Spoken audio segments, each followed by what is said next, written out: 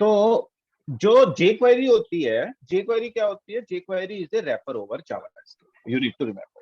Okay, wrapper over JavaScript कहने का मतलब जैसे आप जावास्क्रिप्ट में document dot get element by ID लिखते हो।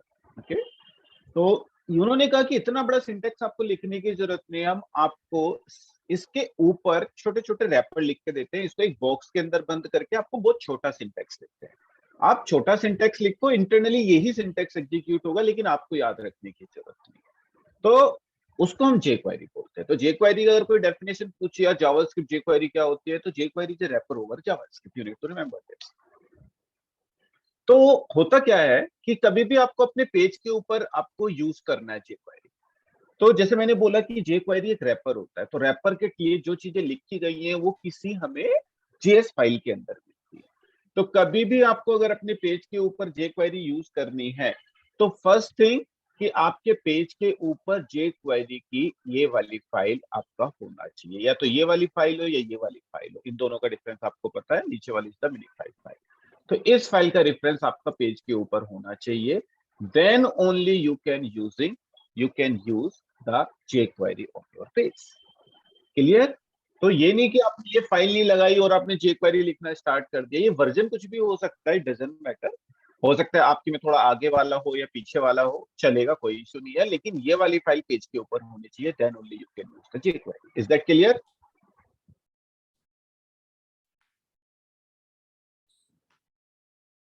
Yes, sir. Yes, sir.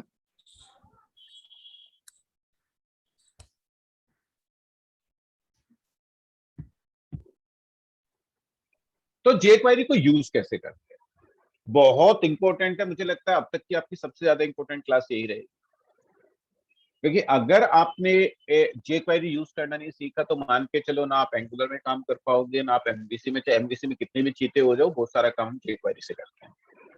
बहुत बार हमें खेलना पड़ता है jQuery के साथ। तो कैसे कैसे करते हैं jQuery को यूज? jQuery को यूज करने के लिए आपको जावास्क्रिप्ट या jQuery कुछ भी लिखते हो तो आप पेज के ऊपर एक स्क्रिप्ट टैग के अंदर लिखते हो, करेक्ट? तो मैंने क्या लगा लिया, एक स्क्रिप्ट टैग लगा लिया पेज के ऊपर। Here we will write our jQuery। तो jQuery के अंदर सबसे पहले एक मेथड होता है, that is called the document.ready।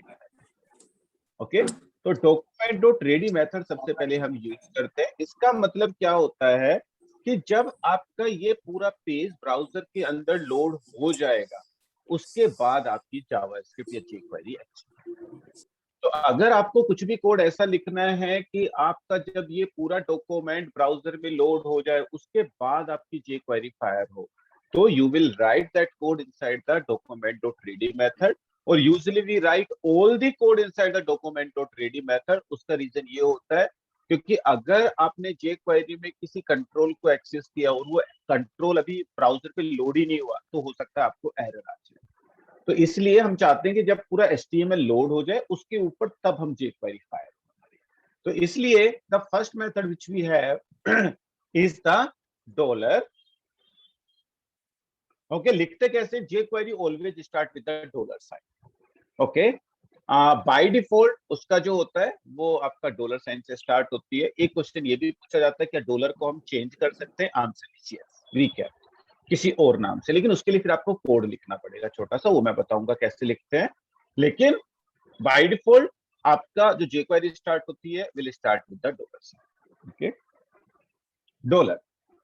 Document, document कहने का मतलब हम क्या कह रहे हैं, ये सिंटैक्स देखना ध्यान से, सिंटैक्स में बहुत गलती करते हैं लोग।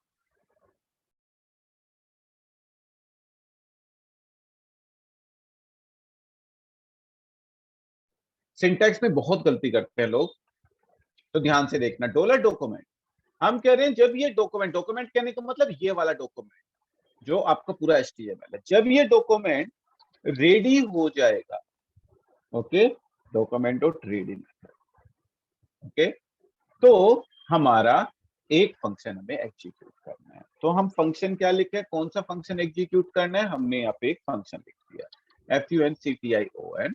फंक्शन कैसे लिखते हैं हमने देखा था, टेस्ट मेथड हमने, और इसके अंदर हमने अलर्ट लिख दिया, अलर्ट हेलो। ओके, और हम कह रहे हैं कि जब हमारा डॉक्यूमेंट रेडी हो जाएगा तो हमें कौन सा फंक्शन कॉल करना है, टेस्ट वाला मेथड कॉल करना है। तो जब आप इसको रन करोगे, जब ये पूरा पूरा डॉक्यूमेंट रेडी हो जाएगा, उस टाइम पे किस फंक्शन को कॉल करेगा, टेस्ट फंक्शन को कॉल करेगा। और टेस्ट फंक्शन के अंदर हमने अलर्ट हेलो लिखा हुआ है, लेट्स चेक।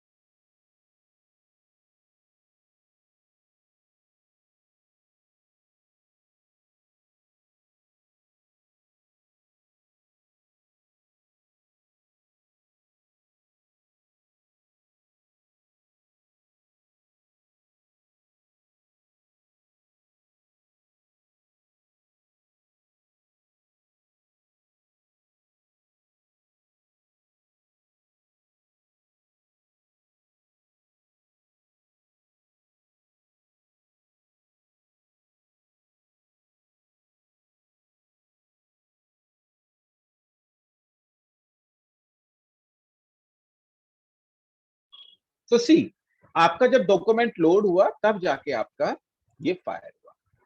ओके, तो this is how you will execute मतलब you will write a jQuery function, या फंक्शन को कैसे कॉल करते हैं। बहुत ध्यान से देखना, फिर से कह रहा हूं, वरना आप इसके सिंटैक्स लिखने में बहुत एरर करोगे। हम क्या कह रहे हैं, जब हमारा डॉक्यूमेंट रेडी हो जाएगा ब्राउजर पे डिस्प्ले होने के लिए, तब आपको ये फंक्शन कॉल करना है। तो इसको ऐसे ना लिख के हम इसको शॉर्ट फॉर्म में भी लिख सकते हैं। कैसे कि रादर देन मैं एक अलग से फंक्शन लिखूं, मैं डायरेक्ट यहाँ पे भी लिख सकता हूँ। कैसे कि जब हमारा डॉक्यूमेंट रेडी हो जाएगा तो FUNCTION हम ये वाला फंक्शन कॉल कर देंगे।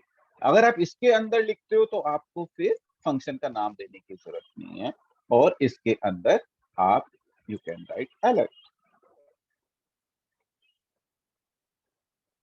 हेलो। गलत लिख दिया, ओके, अलर्ट हेलो। तो इसका मतलब जब डॉक्यूमेंट रेडी होगा तो इंटरनली इस फंक्शन को एग्जीक्यूट करेगा। ओके, तो आप ऐसे भी लिख सकते हो, ऐसे भी लिख सकते हो। कहने का मतलब आपको 99% ऐसे ही लिखा हुआ मिलेगा जैसा मैंने अब लिखा। लेकिन इसका मतलब ये है कि आप अलग से फंक्शन लिख के भी उसको एग्जीक्यूट कर सकते हो, ये उसका सोर्स सिंटैक्स है। तो आपको याद रखना है।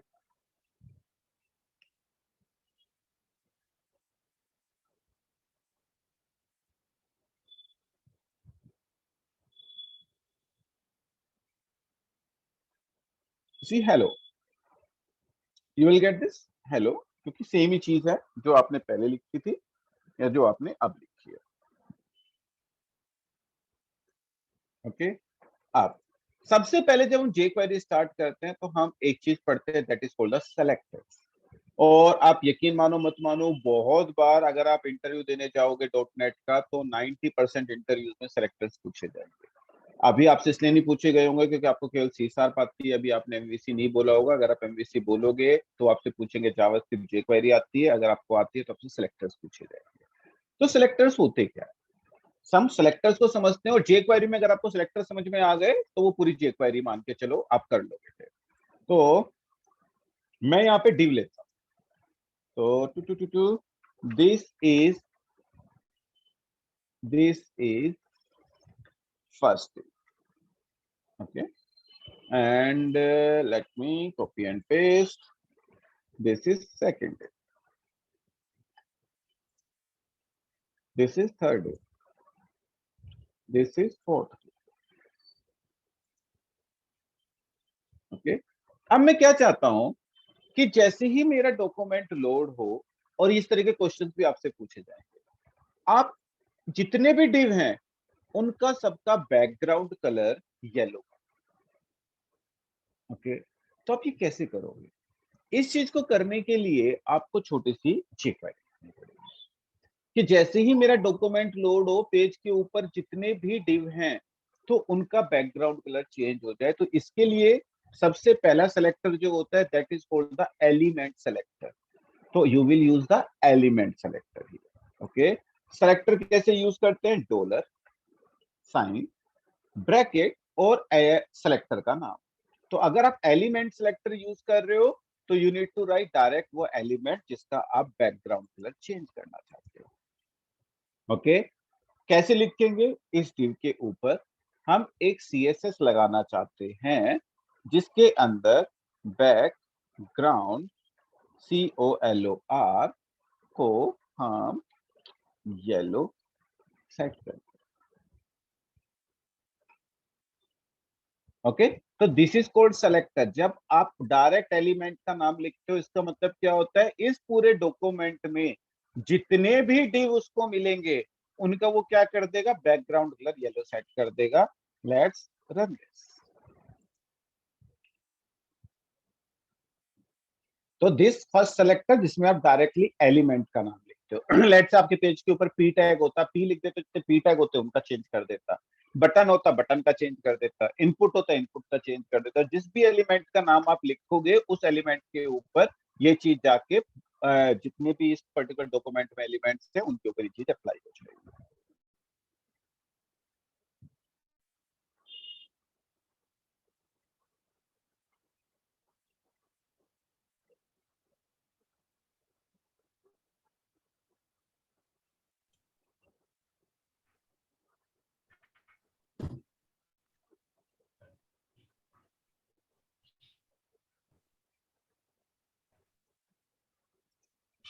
सी, हमने चारों डिव के ऊपर, अब अगर यहाँ पे आपका लेट से पी टैग होता, ओके, दिस इज पैराग्राफ 1। तो ये उस पैराग्राफ को नहीं करता क्योंकि हमने किसके ऊपर लगाया है? डिव के ऊपर लगाया है। तो ये केवल डिव को चेंज करेगा। अगर आप इसको देखोगे तो इसके ऊपर नहीं लगाएगा, इसके ऊपर नहीं लगाएगा। अगर आपको चाहिए कि यार मैं डिव के ऊपर भी लगा दूं, पिव के ऊपर भी लगा दूं, तो आप दूसरा एक चीज लिख दोगे कि पेज के ऊपर जितने डिव टैग है उनके ऊपर भी लगाओ, जितने पी टैग है उनके ऊपर भी लगाओ। तो बेसिकली इसके अंदर आप डायरेक्ट एलिमेंट का नाम लिखो। एलिमेंट का नाम कहने का मतलब टैग का नाम। ये उसके ऊपर जो भी आप आगे ऑपरेशन लिखना चाहते हो वो ऑपरेशन परफॉर्म कर देगा। Now it will be applied on both div and the p tag. तो ओके, वेरी गुड। अब मैं चाहता हूं कि यार हमारे पास क्या कहते हैं कि मुझे इस वाले div का चेंज करना है केवल।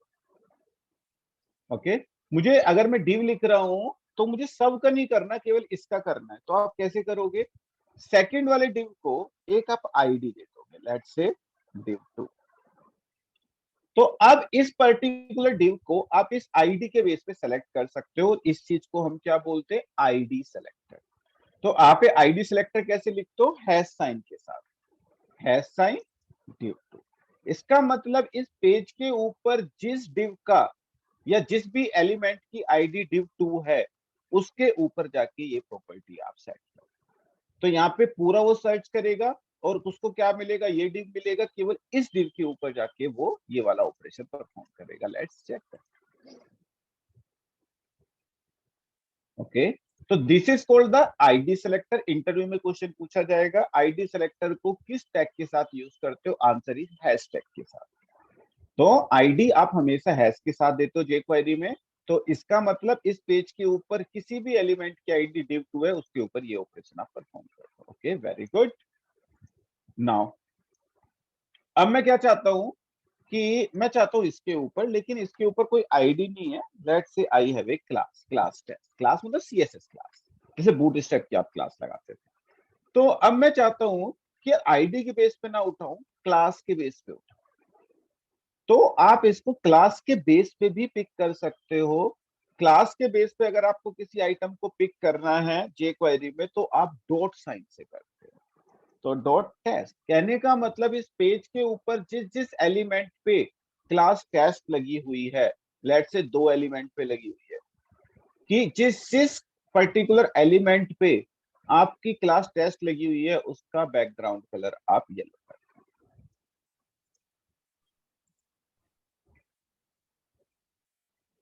वो केवल इसको हम बोलते हैं क्लास सेलेक्टर। तो आपका सबसे पहला सेलेक्टर कौन सा होता है? Element selector.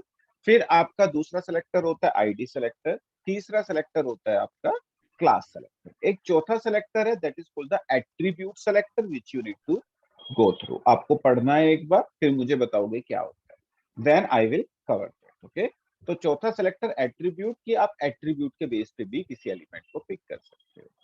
अब हम थोड़ा आगे बढ़ते हैं। इंटरव्यू में क्वेश्चन इस तरीके से भी पूछे जाते हैं कि आपके पास div है, ओके, अब इस div के ऊपर कोई आईडी सेलेक्टर नहीं लगाना, आपको कोई सीएसएस सेलेक्टर नहीं लगाना है, और आपको केवल इस पर्टिकुलर div का बैकग्राउंड कलर चेंज करना है, और you need to use element selector. अब क्वेश्चन क्या है कि अगर मैं एलिमेंट यहाँ पे यूज करूंगा तो it will change background color of all the divs which we have on the page. Let's check that. हो ही जाएगा। Hello.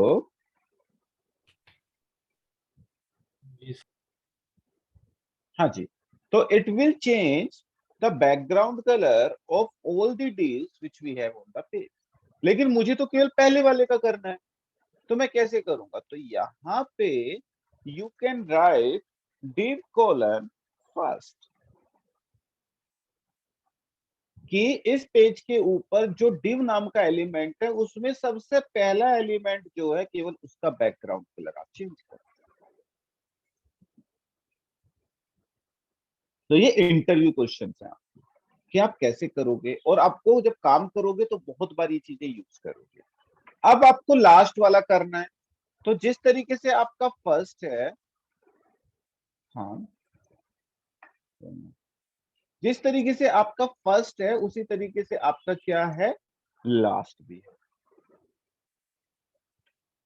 हम क्या कहना चाह रहे हैं, अगर आप इसको रीड करोगे, इस पेज के ऊपर जो डिव है उसमें सबसे लास्ट वाला जो डिव है उसका आप बैकग्राउंड कलर चेंज करें। तो लेट्स चेक दैट।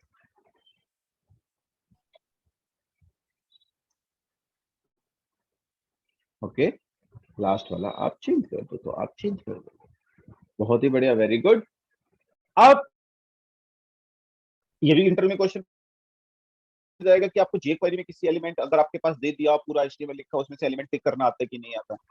कई बार ये भी क्वेश्चन पूछा जाएगा अगर मुझे सेकंड एलिमेंट पिक करना है, आप कहोगे जी मैं तो आईडी लगा देंगे हम, तो आईडी, वो कहता है कि नहीं, बिना आईडी के बिना सीएसएस के आपको सेकंड एलिमेंट पिक करना है, आप कैसे करोगे? अगर आपको जे क्वेरी में एलिमेंट पिक करना आ गया, ओके, ये फंक्शन तो करोड़ों फंक्शन है जे क्वेरी में, आप गूगल करोगे आराम से मिल जाएगा कुछ भी काम, लेकिन मेन ये है कि आप एलिमेंट कैसे पिक करोगे, वो सबसे ज्यादा इंपॉर्टेंट चीज होती है। अब लेट्स से कि आपको ये वाला एलिमेंट पिक करना है, you don't need to use any ID और सीएस। यूजुअली तो क्या करते हैं, प्रैक्टिकली हम आईडी दे देते हैं और आईडी के बेस पे उठा लेते हैं, लेकिन जब इंटरव्यू में पूछा जाएगा या बहुत बार ऐसी कंडीशन हमारे पास आ जाती है हम आईडी या सीएसएस नहीं दे पाते, फिर भी हमें दूसरा एलिमेंट उठाना होता है, तो हम कैसे उठाते हैं? आप जब भी आपसे जेक्वेरी में कोई ये पूछे कि ये वाला एलिमेंट पिक करके दिखाओ, तो आपको डरने की जरूरत नहीं है।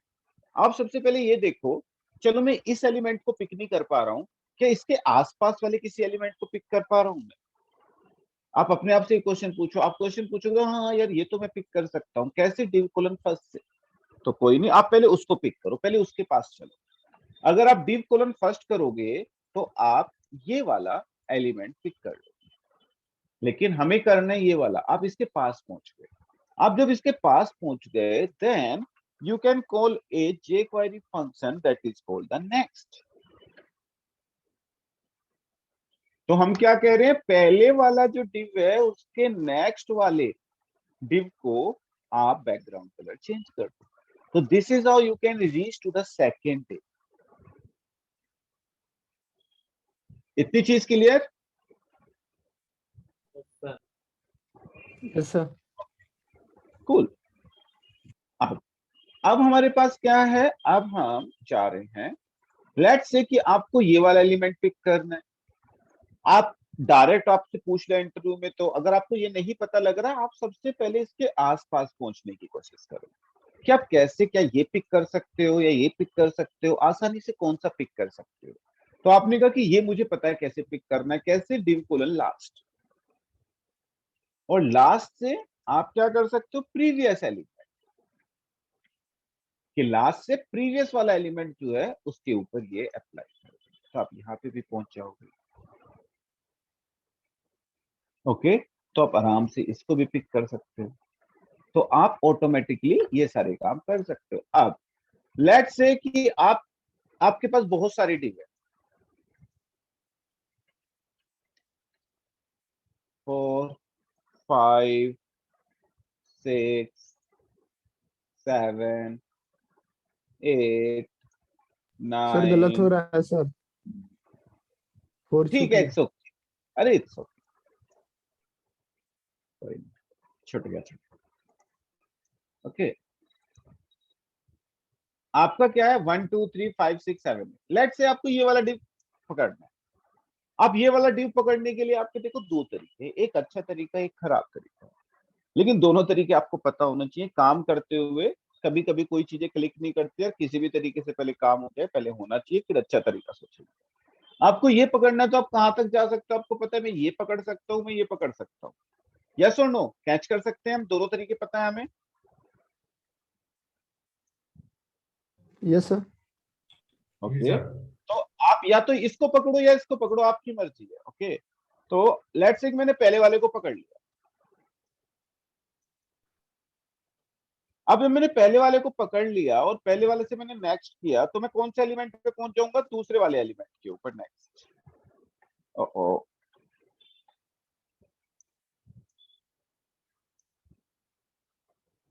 सॉरी,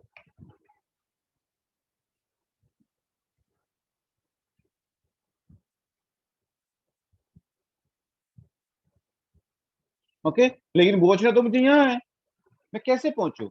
तो आपको पता है, अगर आपको अब जैसे आज आपको थोड़ी सी jQuery पता है, अगर नेक्स्ट फंक्शन से जा सकते हैं, तो call next function, call next function, मतलब इसका फर्स्ट वाले से नेक्स्ट, उसका नेक्स्ट, उससे नेक्स्ट, लेट्स सी कि कौन सा आता है। तो इस तरीके से आप नेक्स्ट नेक्स्ट करके आगे बढ़ सकते हो, किसी भी एलिमेंट तक आप पहुंच सकते हो, एक और नेक्स्ट लिखोगे आप 6 पे पहुंच जाओगे, ऐसे पहुंच सकते हो। लेकिन आप कहोगे मेरे पास 1000 डिव है, 1000 डिव में मैं कब तक नेक्स्ट नेक्स्ट नेक्स्ट नेक्स्ट लिखूंगा, आंसर इज करेक्ट। ओके, आप कैसे लिखोगे इतनी चीजें, क्वेश्चन करेक्ट है, सॉरी, कि आप इतनी चीजें नहीं लिख सकते, तो आप कैसे करोगे, तो उसके लिए भी jQuery में हर एक चीज का सॉल्यूशन है। आप कैसे करोगे वो चीजें, आपको यहाँ पे you need to use remove all this thing, you have a inbuilt function, और जो इंटरव्यू में आपसे कई बार पूछा जाएगा, that is called EQ function. EQ function के अंदर आप इंडेक्स पास कर दो, लेट्स से मैंने 4 पास कर दिया, ओके, लेट्स से कि ये कौन सा एलिमेंट पिक करते हैं, तो 0 1 2 3 4, तो EQ फंक्शन इंडेक्स के ऊपर काम करता है। पहले वाले डिव का इंडेक्स 0 से स्टार्ट होता है, इंडेक्स ऑलवेज स्टार्ट विद 0, तो 0 1 2 3 4, अगर आप यहाँ पे 5 दोगे तो it will pick the fifth element on the page.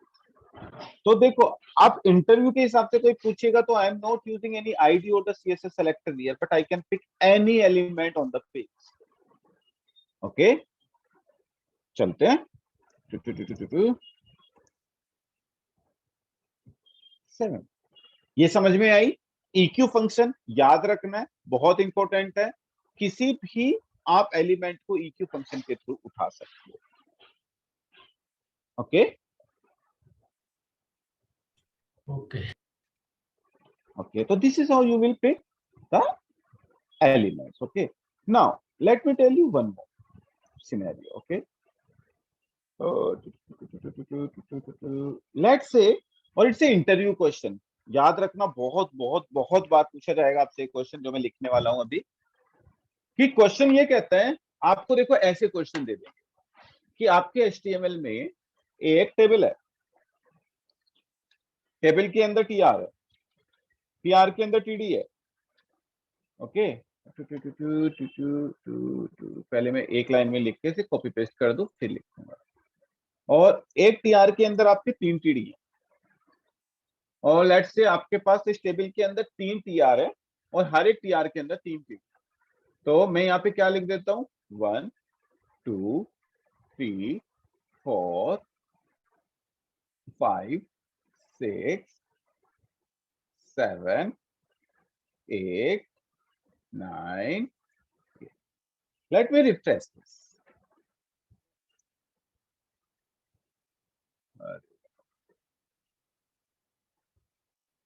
मैंने ब्रेक कर दिया क्या? हाँ सॉरी।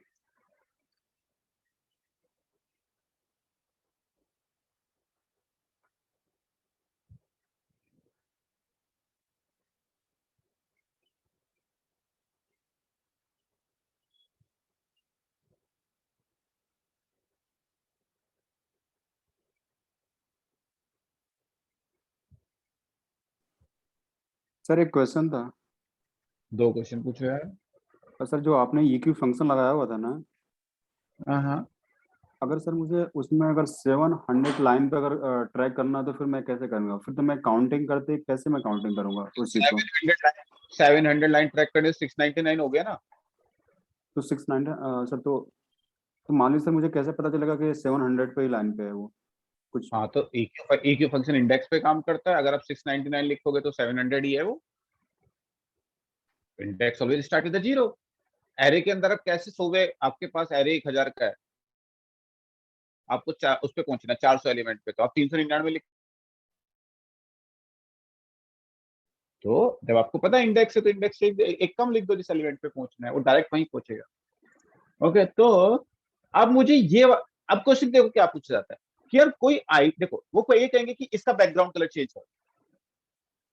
आपको इसका बैकग्राउंड कलर देखो, अगर वो आपसे कुछ नहीं कहता तो सबसे आसान सॉल्यूशन आईडी दे दो। आईडी कुछ भी दे दो, एक आईडी लेट्स से TD5 दे दो कि TD5 का आईडी सिलेक्टर यूज कर लो। आईडी सिलेक्टर यूज करने के लिए we use the hash sign, और लेट्स रिफ्रेश दिस। लेकिन अगर वो ये कह दे आपसे कोई आईडी और कोई CSS सेलेक्टर यूज नहीं करना है, तो फिर आप क्या करोगे? फिर आप फंस जाओगे क्योंकि आपको आईडी और CSS तो यूज नहीं करना। सबसे आसान आईडी सिलेक्टर होता है, आईडी दो, उसके ऊपर कोई भी ऑपरेशन परफॉर्म कर दो उस एलिमेंट के ऊपर। लेकिन अगर आपको आईडी भी देने से मना कर दे इंटरव्यू में, या फिर आप तो भी काम करते हो ऐसी सिचुएशन में आ जाओ कि आप आईडी भी नहीं दे सकते, ओके, ऐसी सिचुएशंस आएंगी। मैं आपको बता देता हूँ कब आती है ऐसी सिचुएशन। जब कोई थर्ड पार्टी कंट्रोल आप यूज करते हो, जैसे लेट्स से कि थर्ड पार्टी कंट्रोल्स होते हैं जो पेड कंट्रोल्स होते हैं, इंफ्राडिस्ट्रिक्ट कंट्रोल्स होते हैं, टैलरिक कंट्रोल्स होते हैं, वो कंपनीज वाले परचेज कर लेते हैं और MVC के अंदर इंक्लूड कर देते हैं। तो उनसे आपको बहुत एक्स्ट्रा कंट्रोल्स मिल जाते हैं जो बहुत ही रिच फंक्शनैलिटीज होती है। तो जब हम उनको यूज करते हैं तो उनके वो अपने आप एक HTML क्रिएट कर देते हैं आपके लिए, तो उस HTML के ऊपर आपका कंट्रोल नहीं होता। जैसे अगर आप खुद से HTML लिख रहे हो, you can provide the ID, but जो वो कंट्रोल जनरेट करेंगे वो जब रन होगा तब आपके लिए HTML जनरेट करेंगे, तो you can't provide the ID. तो फिर आपको जैसे वो HTML जनरेट कर रहे हैं उनके ऊपर ही jQuery लगानी पड़ेगी। तो आप अलग से CSS या फिर आईडी सिलेक्टर उनको नहीं दे पाओगे। Then you need to use the element selector in that case. Okay, and how we will do that? Like this. Like ये वाला सिनेरियो है, आपको सबसे पहले यहाँ पे पहुंचना है। आप फॉरगेट अबाउट दिस, आप इसके ऊपर जाओ कि मैं इस TR तक पहुंच सकता हूँ कि नहीं पहुंच सकता। आप कहोगे यार मुश्किल है पहुंचना क्योंकि पता ही नहीं। आपसे पूछा जाए कि इस तक पहुंच सकते हैं कि नहीं पहुंच सकते, बोले कि यार TR है और एलिमेंट सेलेक्टर से पहुंच सकते हैं, तो लेट्स से ट्राई कर लेते हैं हम लोग कि कैसे पहुंचेंगे। TR: फर्स्ट, ऐसे पहुंच सकते हैं कि नहीं पहुंच सकते? किस पेज के ऊपर सबसे पहला जो TR है उसका आप बैकग्राउंड कलर चेंज कर दो। Let's check that. Done? Clear इतनी चीज कि आप पहले TR तक कैसे पहुंचोगे?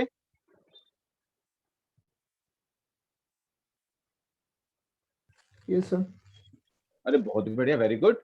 अब आप पहले TR तक पहुंच गए, आपको दूसरे TR तक पहुंचना है, तो आप कैसे करोगे? या तो फर्स्ट डॉट नेक्स्ट करो, या फिर अभी मैंने आपको आसान तरीका बताया, यहाँ पे आप इंडेक्स दे दो। ठीक है, फर्स्ट इंडेक्स कहने का मतलब दूसरा टीआर, तो लेट्स चेक दैट।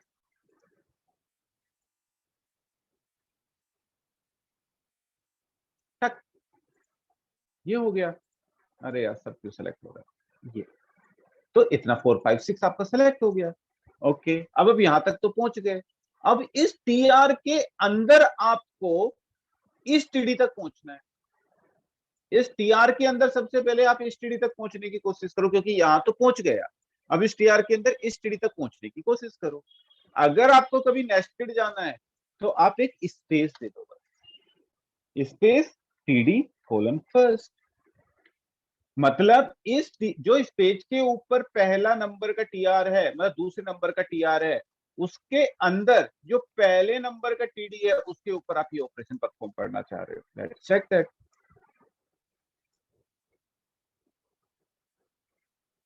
पहुंच गए।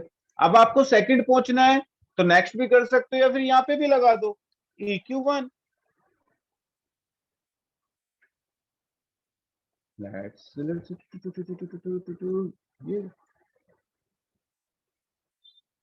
पहुंच गए।